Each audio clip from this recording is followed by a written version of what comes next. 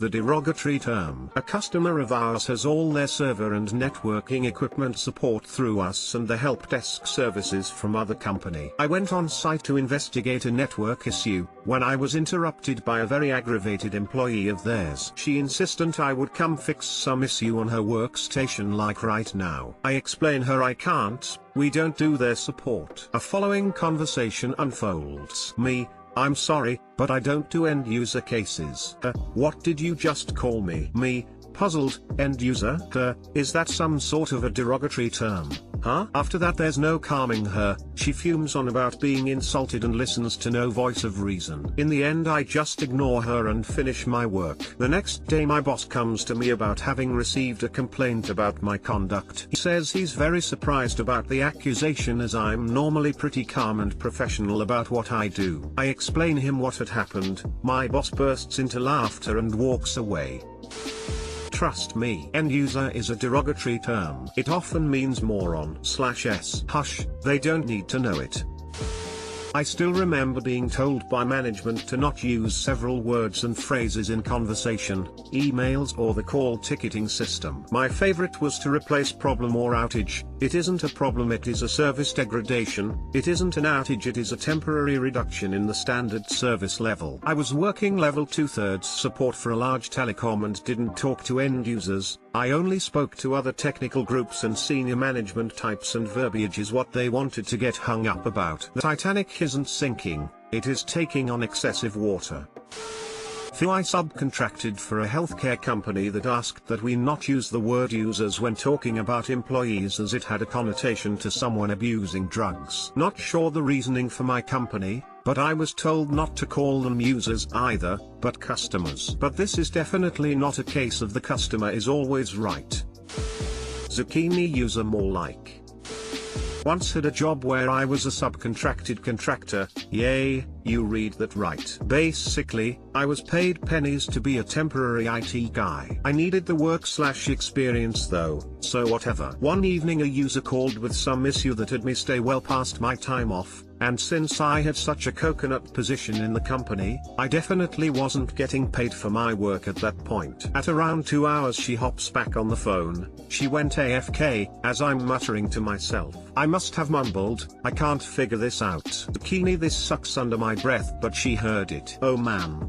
She started yelling at me for a good 3 to 4 minutes about my rudeness and unprofessionalism before I decided I'd had enough. I informed her I'd look at it more tomorrow, gave her my direct phone number and hung up. Next morning I have a huge meeting scheduled with all my bosses. When you're a subcontracted contractor you have a ton of bosses. I guess she went way up the chain. So I'm on this phone call with 7 to 8 managers, directors and CIO. I was asked to explain what happened and what I said. It took 10 seconds to tell the story. It's quiet for a moment before the CIO hops on and goes, "This is stupid. Who wasted our time with this?" Side story, the parent company ended up making me a contractor, then eventually an employee. After a couple years there I ended up reaching a senior systems admin position. It helps when the CIO of the huge international company you're in knows you because he laughs every time your name gets mentioned. That woman did more for my career than she'll ever know.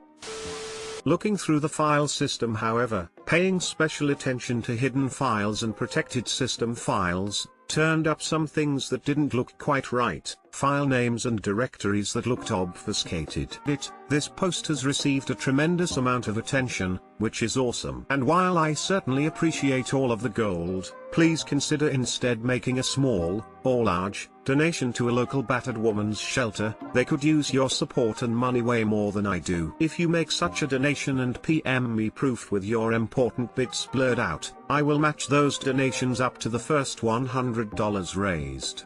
After reading this tale by /u/JIKid, it brought back memories of a client of my own that was paranoid, and rightly so. As an aside, /u/JIKid, we are totally making Parse a thing around here. As a bit of backstory, I spent 5 years doing IT consulting in a rural town about an hour from Portland, Oregon. I worked for a small company with a few other consultants and a couple of bench techs. My job was primarily server/network engineering centric, but having done my time as a frontline tech, I'd periodically involve myself in the more interesting/complex cases we'd see from our walk-in customers. One day we had a woman come in. She caught my eye because she was in her late 30s or early 40s, and actually quite attractive. She had short, platinum blonde hair and bright red lips, and was dressed and styled like she was transplanted right out of a 1950s era magazine ad. One of our bench techs greets her and starts talking to her. Right out the gate I can tell she is panicked and,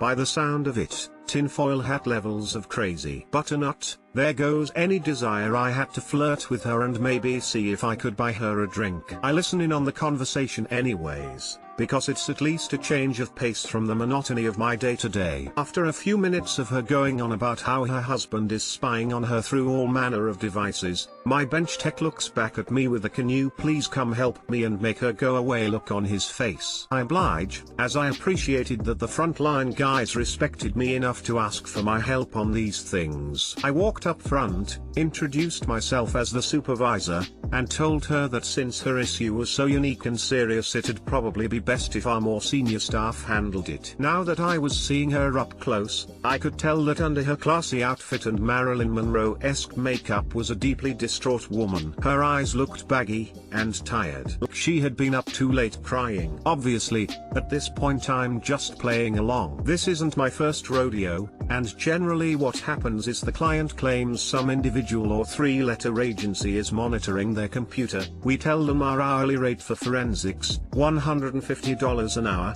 and suddenly the men in black suits watching them aren't that big of a deal anymore. Now, to be fair, we actually did specialize in computer forensics and data recovery, working extensively with the local police department and a handful of legal firms on a number of cases where they needed expert help. We even had a guy on staff full-time who wore that hat most days. The local police were pretty small-time and farmed out at least some of their computer crime-related work to us on contract. In cases where people did want to pay, we would do our due diligence, and prepare a professional report of our findings accordingly. We would meet with attorneys and testify in court, as necessary. Generally it was fairly benign stuff like gathering chat logs and browser history for a divorce proceeding where one spouse accused the other of cheating or something similar, and wanted evidence to back that up. Back to the client at hand. She insists her husband is monitoring her every move, tracking her vehicle, monitoring her computer, and recording her in her own home. Here's where it gets interesting. She claims that she knows all of this, because he has told her about it. In fact, he has gone so far as to threaten her life if she tries to tamper with any of it. She says she has tried to apply for a protective order against him,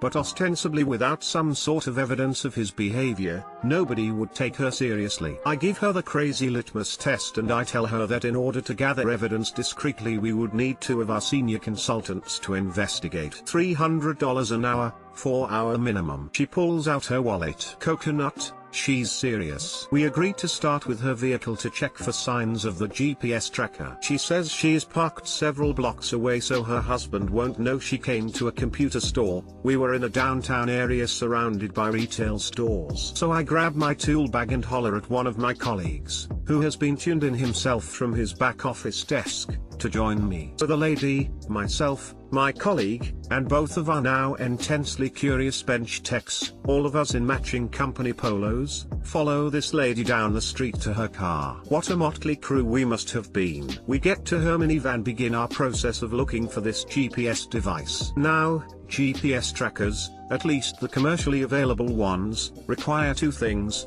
generally, dedicated 12V power and an unobstructed, at least bimetal, view of the sky. They basically use GPS to grab the coordinates and then a GSM/CDMA, cellular, signal to relay the positional data to a web interface or something. So there really aren't that many places they can really be mounted that are both effective and discreet. We spend some time looking around the undercarriage, rocker panels, and even bits of the interior. Battery doesn't have any additional leads running off of it. Fuse box isn't tapped anywhere for power. Nothing. Just as I'm starting to lose faith that this may not be quite as exciting as I had perhaps hoped, I find the butternut thing. It was tiny, not much bigger than a flash drive, and mounted behind the front grille. It looked pretty much exactly like this. The reason it didn't need auxiliary power is that it wasn't an active device. This device did not provide real-time tracking, rather it used some internal memory and a couple AAA batteries to log GPS data for days at a time. At some point, when the van was not in use, the guy would grab the GPS device, upload the data to his laptop,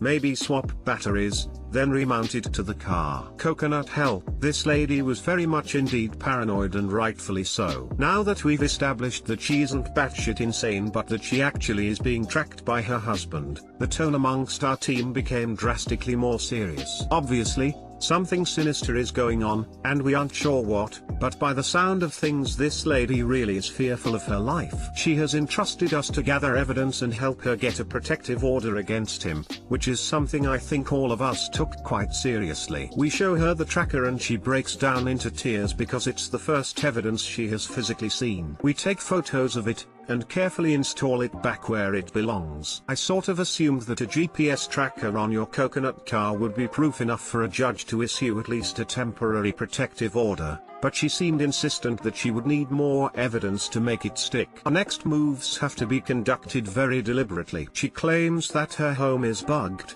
and so is her computer. We will need to go on site to investigate accordingly, but it will have to be at a time when both her husband isn't home and when we will be able to quickly create a report for her, leaving her enough time to get a protective order before the day's end. We couldn't chance him coming home later, reviewing whatever it was he was recording, and finding out that she had taken action to have him investigated. It wasn't going to be for at least a week before there was a time that was just right. We made arrangements with her back at the office and I offered to walk her back to her car. She accepted, and on the way she confided in me many of the personal details of her life and her obviously abusive relationship with her husband. In the interest of protecting her privacy, I'll simply say that it sounded like she finally figured out how manipulative he was, and when she said she wanted out he wasn't about to let that happen. I asked her again if she really was afraid for her life, and the sincerity of her yes was both scary and heartbreaking for me. I asked her if she had thought about getting a gun, and she said she had, but that he would notice the large sum of money needed to purchase one missing from their joint account. As the gravity of the situation weighed on me, I offered to let her borrow one of mine. She was awestruck, but I assured her that it was completely okay. At the time, I had several handguns and rifles, and I couldn't think of a more appropriate situation for someone to have one. My car was parked close by, and we walked over to it. I tried to gather some idea of her familiarity with guns, as the thought of giving one to more or less a complete stranger, especially one that might not know what to do with it, was unsettling to me. It sounded like she had at least a basic understanding of their function, had gone shooting before, etc. In my mind, the pros of her having at least some means to protect herself outweighed the cons, so I moved forward. In the trunk, I had a Ruger LCP, which is a very small 380 caliber handgun that I kept in my get-home bag/emergency survival kit. It was fitted with the factory-installed Crimson Trace laser grips, which I had dialed into about 10 meters. We went over the basics of how to use it safely. I showed her how the laser worked, and told her that,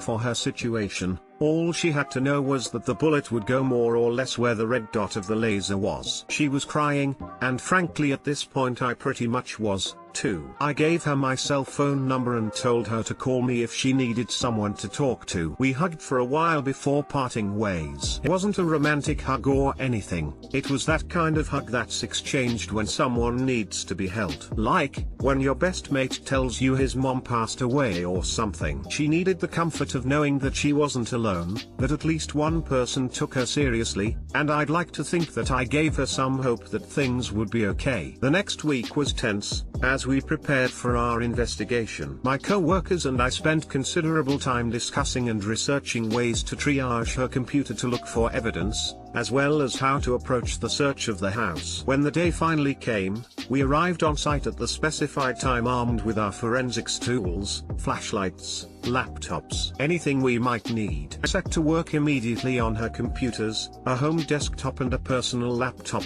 while two of my colleagues began their search of the house. I removed the drives from her PCs, and using a USB write blocker, which physically prevented me from writing/modifying any information on her drives, I made a clone of both drives. For the sake of speed, both drives were cloned to SSDs. Once cloned, I put the PCs back the way they were and began mounting the cloned volumes and investigating. The drives were mounted into a quarantine VM, with no veil-on access. Scanning the drives with a number of anti-malware programs didn't turn anything up. Looking through the file system, however, paying special attention to hidden files and protected system files, turned up some things that didn't look quite right, file names and directories that looked obfuscated. I made the call to boot up both PCs off of the cloned SSDs and looked at them live to see if maybe I could catch an obfuscated process running, or something. Nothing. With nothing else open, I ran a netstat and out of SMD. There were a handful of TCP connections active. One by one,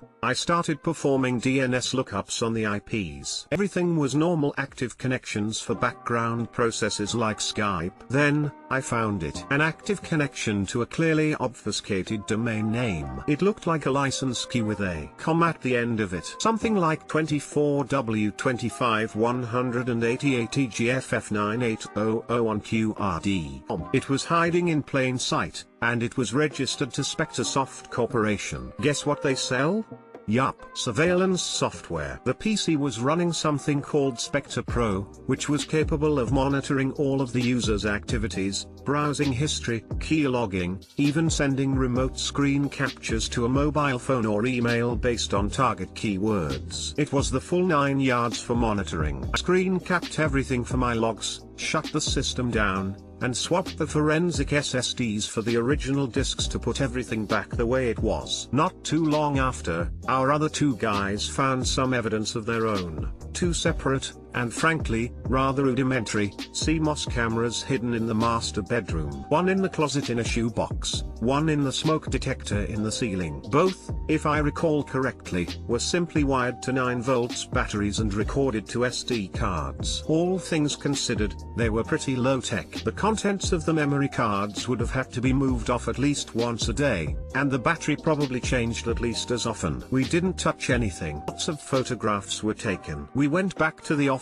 and compiled all of the evidence into a document for her, and I passed the disk images onto our forensic Sky for further evaluation. I met with the client later that day to present her the report so she could furnish it to the court. The gratitude she had for us was absolutely immeasurable. We didn't charge her for our services. Getting to play a role in stopping her sick banana of a husband from engaging in whatever it is he was doing was payment enough. I'd like to tell you that I know how this story ends. I like to say that the guy was put away in jail forever, and my supreme IT prowess and white knightery wooed her into my arms and we lived happily ever after. But frankly, I don't really know what happened. What I can tell you that about a week after we gave her our report, I met her for coffee at a place across the street. She looked visibly better. Her puffy, tired eyes were gone, replaced instead by ones that seemed to glisten with warmth. Her skin was radiant and beautiful. She was smiling, for the first time I'd seen. An immense weight had been lifted off of her,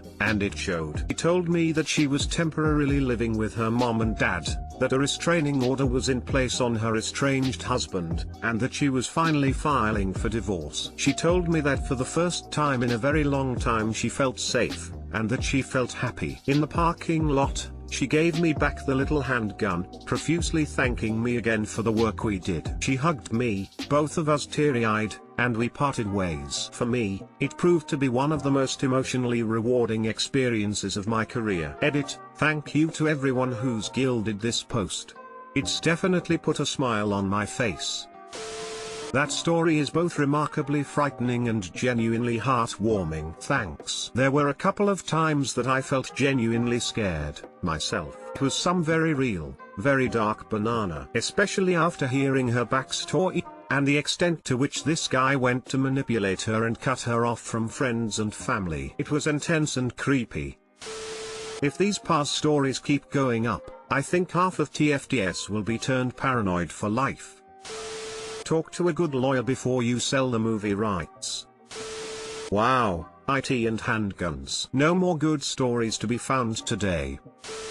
Jack, the worst end user. Part 2. Part 1, Part 2, Part 3, Part 4. The email was pretty self-explanatory. Due to recent reports of alleged security problems by an intern, I have had to temporarily block access to Spotify. I apologize for the inconvenience. It got around relatively quickly that Jack was the one responsible. 2 of the interns quit. They stopped playing music out loud. One of them talked to Jack. He wasn't in the intern room for very long anyway. About a week after his hire, boss's wife decided to let Jack just use her office while she wasn't there, presumably because he complained about how the interns were all being so very mean to him. Day 8. I got an email from Jack. I'm having issues accessing BuzzFeed. I didn't even move from my chair, emailing back a simple reply. Due to management concerns, BuzzFeed is not allowed per our firewall settings. His email was immediate. Please, I just want to check some things while I'm on lunch. I replied back a simple no and went about my day. And that was the last I ever heard from Jack. I'm kidding. Of course it wasn't. Day 9. Someone had opened my desk. See, I have a laptop in my desk. Laptop is set up to bypass the firewall if we need it, like if we need to find a business by looking them up on Facebook or read a news article on a usually blocked news site. It's common knowledge I have it. Someone had unlocked my desk and taken the laptop. I stormed down to the officer manager's desk. She and I have the only 2 keys to my desk. I told her that my desk had been opened and that a company laptop was missing. Oh? She said, confused. Boss came down here and needed the key to your desk. Boss? I was taken aback. Alright, maybe boss needed the laptop for something, I told myself. But that didn't stop me from going straight to boss's wife's office. There, sitting at the polished hardwood desk, sat Jack, with my laptop and my desk key next to it. I approached. Jack, I need you to give me that back. Jack shook his head. Got approval from boss. The computer in here was acting funny, so I asked if I could use your spare laptop and he said yes. I was completely stunned. So you asked boss to get you the key to my desk. I picked the desk key up and put it in my pocket, then take my laptop and use it for. I looked over the screen. 2 windows docked side by side, Facebook and cheeseburger. He shifted the laptop so I couldn't see the screen and cleared his throat like I was intruding on his private data. Thanks. You can go now. You can go now. You can go now. Nope. Zucchini doesn't work like this, man. I felt like I wanted to just slap the child sitting in front of me, but I steadied my hand and took a breath. The only laptop with unrestricted internet access was in the hand of a spoiled intern. The only laptop with unrestricted access. I smiled at Jack. Alright, no problem. Have a good day. I walked out of the office. I had a plan. Jack was butternut going down. Edit. Wow. Thanks to whoever gave me gold. My Justice butternut is tingling with anticipation. And GT, you can go now. And that's when I urinated on his face, Your Honor. Swear on me, Mum, Your Honor, that ditch done dug itself and that shovel right there jumped up with a life of its own and done did knock that boy right upside his face and shoveled him back in there, and that's how he done died, Your Honor. Honest. You can go now. You know where you can go? Straight to the DHCP console to get his MAC addresses, which are then plugged into the internet filter for total banning. Alternatively, turn on traffic logging and record it, then send it to him, CC his boss and your boss, and state the following: this is the reason Jack wanted access to my desk, to have unfiltered internet access to do this and this and this during work hours. Do not appreciate my tools being taken in order to allow people to circumvent acceptable use policies, especially in ways that may damage or infect tools that are necessary to keep this site and its users functional. Please note that in the future, if a user wishes to have unfiltered internet access, it will require permission in writing from their supervisor or department head, and if someone takes my equipment without asking me first, I will retrieve it from their office post haste after speaking with my supervisors and department heads. That was exactly my thoughts. If someone did that kind of banana to me, I'd just start logging everything he does and just wait for the banana sites to start showing up in the logs. You can go now. You can go now. You have more self-control than I do. I'm glad to see you guys run a tight ship. When a proxy with certain light website restrictions was put in at first at work, people would circumvent it by changing it in their browser settings. They locked that down, so people started using portable Firefox to get around the proxy. More restrictions. Lately all the rage is tethering from your cell phone to get a clean connection. I mean, come on. The proxy doesn't even block Reddit or YouTube. Do you need to log on OkCupid at work, guys? Oh, I'm sorry, CryptoLocker/CTB Locker has forced us to whitelist executables from now on. I wonder how long that would work.